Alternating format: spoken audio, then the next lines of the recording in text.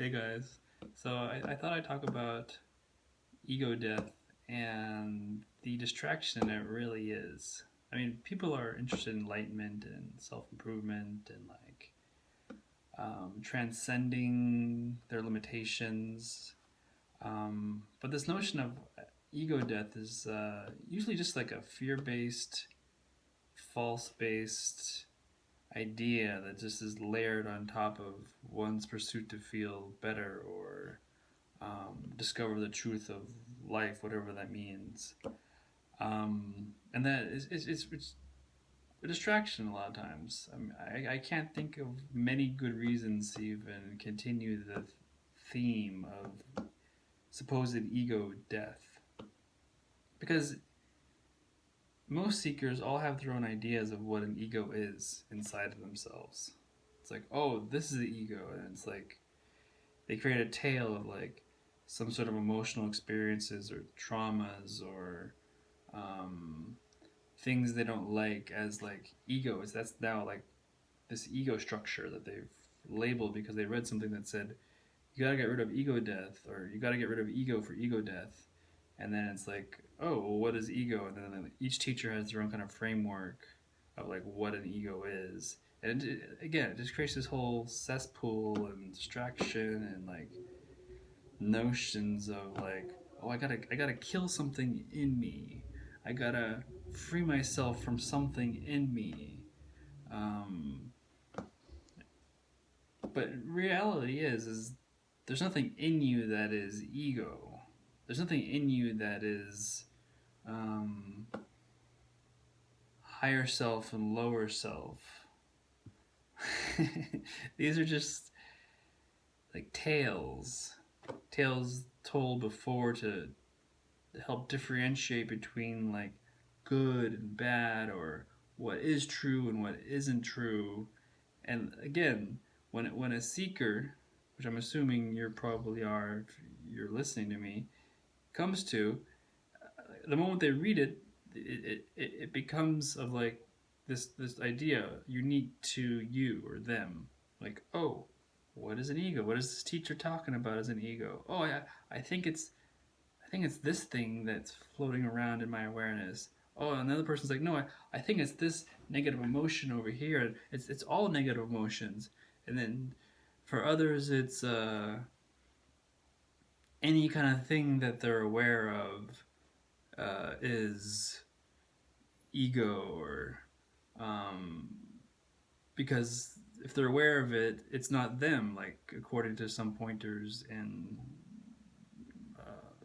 Enlightenment scriptures. And don't get me wrong, there can be some value in some of the pointers that I'm poo pooing, but there's just a lot of like ridiculous adventures of mind or adventures of belief unique to each seeker, creating things that aren't there or are just imaginary. And it can be really like revealing to relieving and revealing to see that this is the case, that you really don't know what's going on and you often recreate what you think is going on based upon what you read from a spiritual teacher. And one of these notions is this idea of ego death that I started with. Like, you gotta kill something or something's gotta be removed. Um, and how this can create this fear in the system of being like, oh, I'm gonna die. I gotta die. I'm an I, and as a result of being an I gotta die because I am witnessed by the awareness that is awareness, and these are some notions that I had. Notions that people I've worked with have, notions I've read about people having on forums and discussions. And it's just like this notion of ego death just creates so much confusion and fear, and it's worth letting go or at least questioning into what I'm saying. Because if you are interested in enlightenment, I imagine at some point you've come to this notion of ego death, and maybe you've gone on some sort of like rambunctious like hyperinflation of ideas and fears that you've got to kill something, or something about you has to die, that everything else is not real, it's all an illusion, it's fake, it's the truth is not in experience. It's not, if you're gonna get enlightenment, this is gonna disappear and something else is gonna appear. This is gonna disappear and something else is gonna come through. Eh,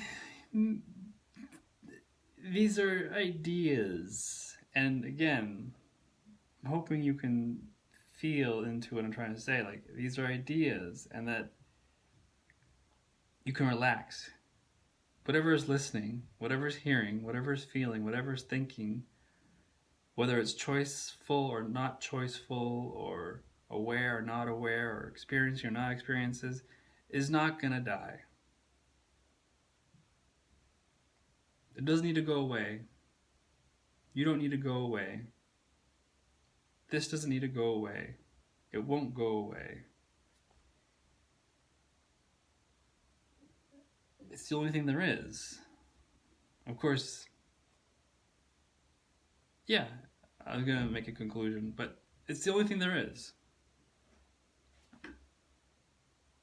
And yeah, I guess unavoidably, there'll probably be some notions of what I mean by that, and maybe it's unavoidable, but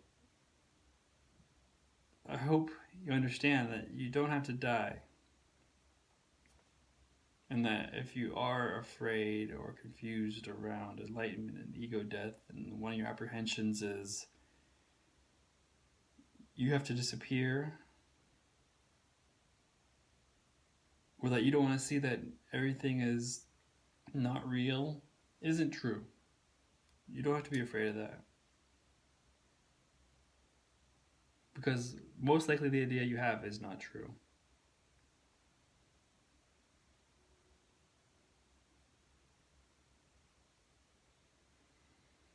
So yeah, that was a much to say about nothing. But I hope it does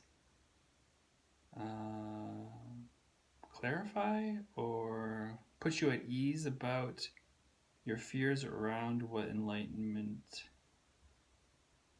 or what it means to become enlightened, or how to get there.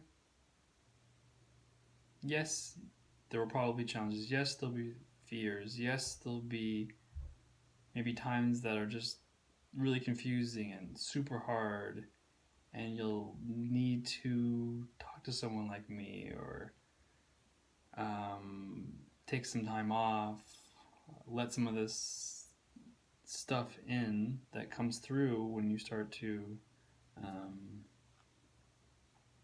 pursue truth, but you're not gonna die. You don't need to go anywhere. Nothing is wrong.